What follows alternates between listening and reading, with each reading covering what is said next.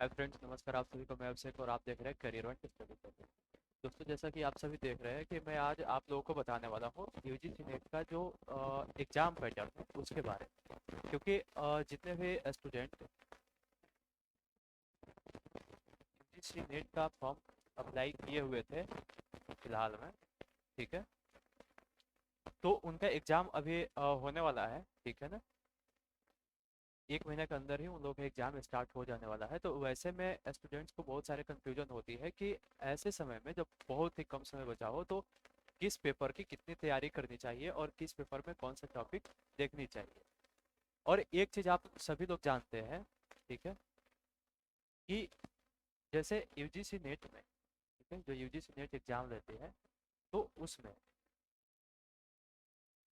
उसमें 2 पेपर होते हैं, ठीक है, first paper and second paper. तो ये जो सेकंड पेपर होता है, ये सेकंड पेपर की तैयारी लगभग सभी बच्चों की एक जैसी ही होती है, क्योंकि सबका अपना पेपर होता है। यानी जो लोग हिस्ट्री से पीजी कर रहे हैं, ठीक है, तो वो लोग अपना पेपर बहुत अच्छे से पढ़ रहे होंगे और उसी से वो लोग नेट का भी अप्लाई करते हैं।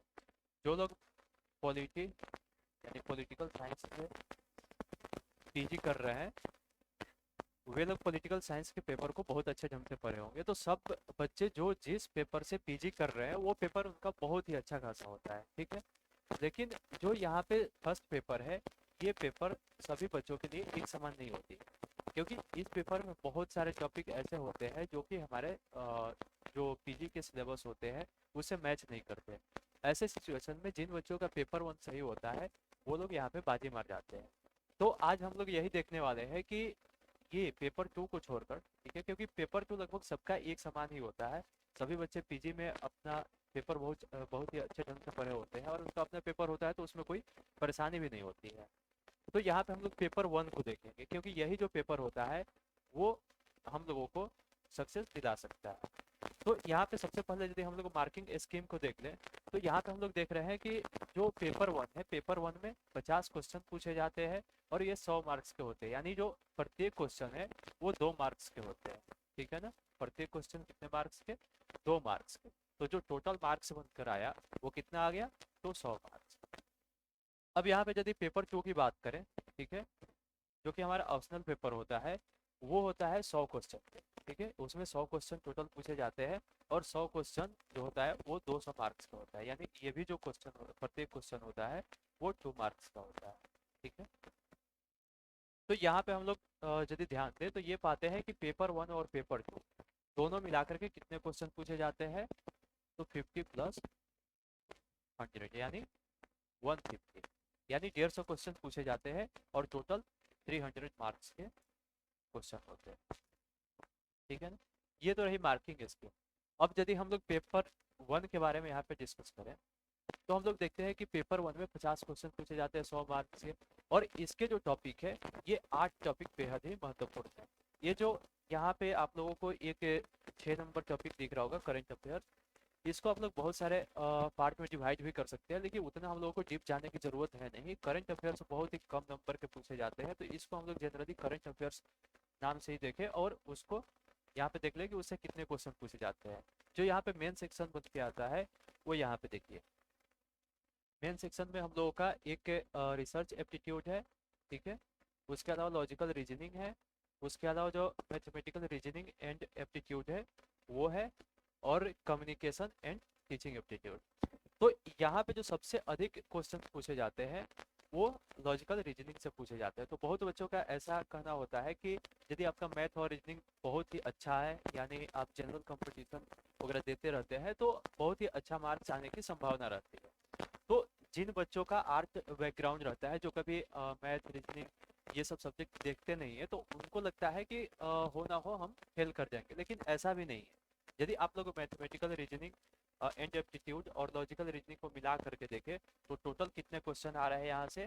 तो 10 + 8 यानी 18 क्वेश्चन ही यहाँ से पूछे जा रहे हैं। अब ये कोई जरूरी नहीं होता है कि प्रत्येक जो साल है वो 18 क्वेश्चन ही पूछे जाएंगे। यहाँ पे 2 क्वेश्चन अधिक या कम हो सकते हैं। यानी यदि हम लोग एक एवरेज मान करके चले तो 16 से 20 क्वेश्चन, ठीक है, इसी के बीच मैथ और रीजनिंग का दोनों मिला करके पूछा जाता है। अब यदि एवरेज हम लोग 16-20 लेते हैं तो बचा कितना, तो यदि 16-20 यानी एक औसतन मान के चले 18, तो 50 माइनस 18 यानी 32 क्वेश्चन बचा। अब यहाँ पे आप लोगों को एक बात बता दूं, ठीक है, क्योंकि मैंने भी इस बार नेट और जेआरएफ का एग्जाम दिया था और मुझे जेआरएफ से ऑडिट भी किया गया। तो उसमें जैसे पहले तो ये पता चल जाता था कि कितने मार्क्स किस बच्चे को मिला हुआ है, लेकिन इस बार वैसा नहीं हुआ है। इस बार मार्क्स दिखाए नहीं गए हैं, केवल परसेंटाइल दिया गया था, ठीक है ना, केवल परसेंटाइल दिया गया। तो ऐसे सिचुएशन में जो बच्चा एग्जाम दिया होगा, जिसने क्वालिफाई किया होगा, वही आप लोगों को सही सही बता सकता है कि कितने क्वेश्चन सही करने पे आपका जेआरएफ हो सकता है या कितने क्वेश्चन सही करने पे नेट हो सकता है। क्योंकि अब की बार बहुत ही ज़्यादा कंफ्यूजिंग कर दिया था, इसलिए मार्क्स का अच्छा से पता नहीं लग पा रहा था। तो यहाँ और ही ज़्यादा बच्चों में घबराहट हो गई थी कि क्या सच में मैथ और रीजनिंग हमारे लिए बेहद महत्वपूर्ण साबित हो सकता है। तो इस चीज़ को लेकर के बहुत बच्चे अभी भी डरे हुए हैं। उन लोगों को लग रहा है कि यदि मेरा मैथ और रीजनिंग वीक है तो ऐसे सिचुएशन में मैं नेट या जेआरएफ क्वालिफाई कर सकता हूँ कि नहीं, ठीक है। तो मैं आप लोगों को बता दूं कि जो आंसर की आया था, ठीक है, जो आंसर की आया था फाइनल आंसर की, तो जो बच्चा उसको मिलाया होगा और वो जेआरएफ से या नेट से ऑडिट किया गया होगा, तो उसको पता होगा कि मेरा कितना क्वेश्चन सही है और कितने क्वेश्चन पे जेआरएफ या नेट क्वालिफाई करा दिया गया है।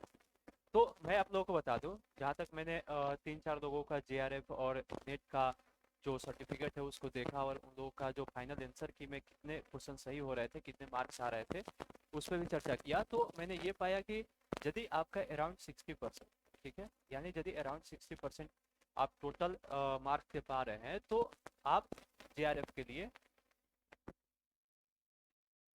क्वालिफाई कर जाएंगे, ठीक है। और वहीं यदि आपके टोटल मार्क्स में, यानी टोटल मार्क्स मैंने पीछे ही बताया कि 300 मार्क्स का होता है टोटल एग्जाम, तो यदि 300 नंबर के यदि आप लोग 55 से 56% नंबर आप पा रहे हैं तो आप लोगों का नेट हो जाएगा, ठीक है। और यहाँ पे अलग अलग कैटेगरी के लिए अलग अलग परसेंटेज भी डिसाइड होते हैं। हालांकि परसेंटेज शो नहीं होता है, लेकिन फाइनल आंसर की से यदि आप लोग मिलाइएगा तो यही अप्रोक्स परसेंटेज रहता है। तो यहाँ पे हम लोग देखते हैं कि 60% नंबर की हम लोग की ज़रूरत होती है, ठीक है, इसलिए जेआरएफ के लिए, और 55 से 56% नंबर की ज़रूरत होती है नेट क्वालिफाई करने के लिए। नेट और क्वालिफाई आप सभी जानते हो कि इसमें ज़्यादा कोई डिफरेंस होता नहीं है। नेट जो होता है वो असिस्टेंट प्रोफेसर के लिए एलिजिबल करा देता है आप लोगों को, और जो जेआरएफ होता है वो नेट के यानी असिस्टेंट प्रोफेसरशिप के लिए एलिजिबल तो कराएगा ही, उसके साथ साथ आप लोगों को स्कॉलरशिप भी देता है। तो यहाँ यदि नेट और जेआरएफ दोनों में से कोई भी आप लोग क्वालिफाई करते हैं तो आप लोग पीएचडी में एडमिशन ले सकते हैं, या असिस्टेंट प्रोफेसर का कहीं भी आप लोग यदि वैकेंसी आता है तो उसके लिए इंटरव्यू दे करके आप लोग नौकरी भी पा सकते हैं।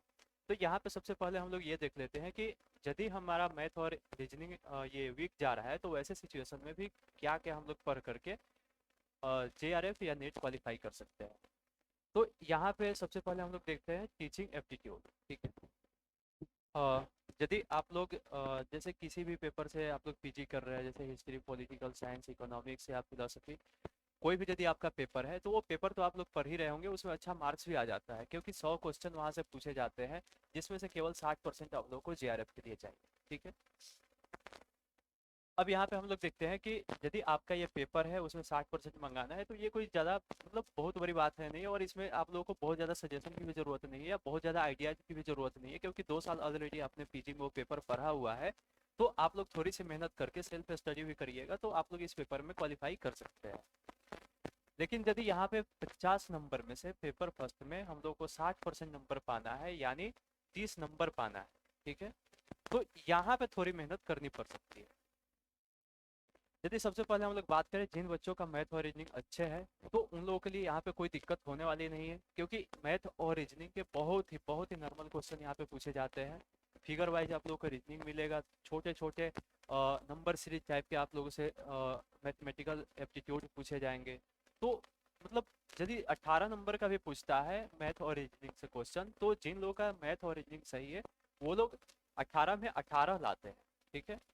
जिनका मतलब नॉर्मल भी है तो वो लोग 12 से 15 आराम से ले आ लेते हैं। तो यदि आप लोग का बिल्कुल ही वीक है, बिल्कुल ही वीक है, तो मान लीजिए कि नंबर सीरीज वगैरह से कुछ क्वेश्चन बना सकते हैं, या फिगर वाइज जो रीजनिंग रहता है उसको बना लेते हैं, ठीक है। यानी जो नॉन वर्बल टाइप का रीजनिंग होता है उसको आप लोग सॉल्व कर लेते हैं, तो वैसे में यदि 5 से 7 नंबर भी आप लोग का आ जाता है तो बहुत है, क्योंकि यहाँ पे आपका 32 क्वेश्चन बचा हुआ है। तो यदि आप लोग ये चाहिएगा कि मैथ और रीजनिंग मेरा कमजोर है और उसके अलावा ये सारे भी टॉपिक्स हम लोग यहाँ से स्किप कर दे और उसके बाद हम लोग नेट और जेआरएफ की प्रिपरेशन करें और उसमें अच्छा रैंक पाए, तो ये थोड़ा मुश्किल हो जाता है। क्योंकि यदि आप लोग का मैथ और रीजनिंग वीक है तो उसके लिए teaching aptitude, research aptitude, comprehension, ठीक है, उसके अलावा कम्युनिकेशन एंड करंट अफेयर्स, ये सारे जो पर्सन है इसको अच्छे से कंप्लीट करना ही पड़ेगा, ठीक है ना। इसके लिए मार्केट में बहुत सारे बुक भी है, लेकिन उसमें से जो केवीएस मदान का बुक आता है, ठीक है, केवीएस मदान का जो बुक आता है वो काफ़ी ही महत्वपूर्ण मतलब काफ़ी महत्वपूर्ण होता है नेट और जेआरएफ के बच्चों के लिए। और ये किसी भी मतलब किसी भी पेपर से यदि आप लोग नेट और जेआरएफ का एग्ज़ाम देने वाले हैं, ठीक है, वो चाहे हिस्ट्री हो, पॉलिटिकल साइंस हो, फिलोसफी हो या जियोग्राफी, कोई भी आपका पेपर हो, उसमें यदि आप फर्स्ट पेपर को देखेंगे तो वो केवीएस मैदान के बुक से बहुत सारे क्वेश्चन इसमें आते हैं। और यदि आप लोगों का आप लोग को मतलब अलग से कोई बुक पढ़ने की जरूरत नहीं है, किसी भी प्रकार के गाइड पढ़ने की जरूरत नहीं है, तो आप लोग नॉर्मली जो यूजीसी नेट के द्वारा प्रीवियस एग्जाम दिए गए हैं उसके पेपर्स को आप लोग देख सकते हैं, क्योंकि जो नेक्स्ट ईयर भी क्वेश्चन आने वाले हैं उन्हीं पैटर्न पे आने वाले हैं, बस डेटा वगैरह चेंज कर दिए जाते हैं। और इस बार भी जितने सारे क्वेश्चन आया था उसमें लगभग प्रीवियस ईयर्स के 35 यानी 35% क्वेश्चन पूछे गए थे, ठीक है ना। तो यदि 35% क्वेश्चन आप लोगों के प्रीवियस ही आ जा रहा है तो आप लोगों को कुछ ज़्यादा मेहनत करने हैं नहीं, केवल 30% के लिए आप लोगों को मेहनत करने हैं। यदि इतना आप लोग कर लेते हैं तो जेआरएफ आराम से अवार्डेड हो जाइए। तो यहाँ पे आप लोग यदि ध्यान से देखे होंगे तो यह पाए होंगे कि आप लोगों का यदि मैथ रीजनिंग भी वीक है तब भी आप लोग जेआरएफ क्वालिफाई कर सकते हैं, क्योंकि हम लोगों को केवल 60% ही नंबर चाहिए। और मैथ रीजनिंग मिला करके 18 क्वेश्चन के लगभग ही पूछे जाते हैं, तो 18 क्वेश्चन हटा भी देते हैं हम लोग तो 32 क्वेश्चन मिलते हैं, जो कि 60% से एबव ही है। तो यहाँ पे हम लोग कुल मिलाकर यह देखें तो 300 में से, ठीक है, 300 में से केवल 60% हम लोगों को यहाँ पे मार्क्स लाने हैं। 300 का 60% यदि हम लोग निकाल लें, ठीक है, यहाँ पे हम आप लोगों को निकाल करके ही बता दे रहे हैं, तो कितना आ रहा है 180। यानी यदि 300 में से 180 मार्क्स आप लोग के आ जा रहा है तो आप लोग का जेआरएफ आराम से हो जाएगा। और 300 में से 180 जो मार्क्स है, ये कोई जरूरी नहीं है कि आपको पेपर 1 में भी 60% लाना है और पेपर 2 में भी 60% लाना है। यहाँ पे दोनों को मिला करके आपके मार्क्स काउंट होते हैं, ठीक है।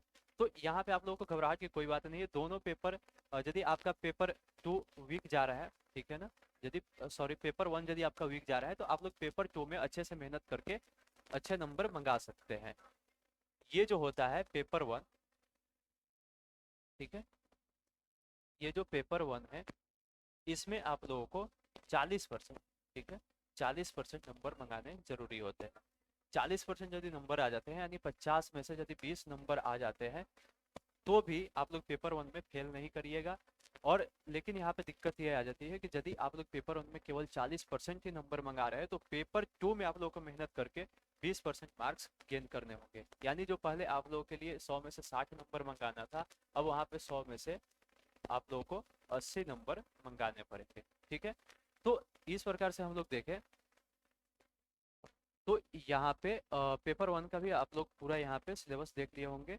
और मैं इसको डीप इसलिए नहीं कर रहा हूँ क्योंकि आप लोगों के जो एग्जाम है उसमें ज़्यादा समय है नहीं, तो आप लोग बस कंफ्यूजन को दूर करते हुए और जितना आप लोगों को ज़रूरत है, ठीक है, उसी को आप लोग देखें। यदि आप लोग का मैथ और रीजनिंग वीक जा रहा है तो आप लोग बाकी के पोर्शन को कवर कर ले, और यदि बाकी का पोर्शन आप लोगों का सही है तब तो कोई दिक्कत ही नहीं है।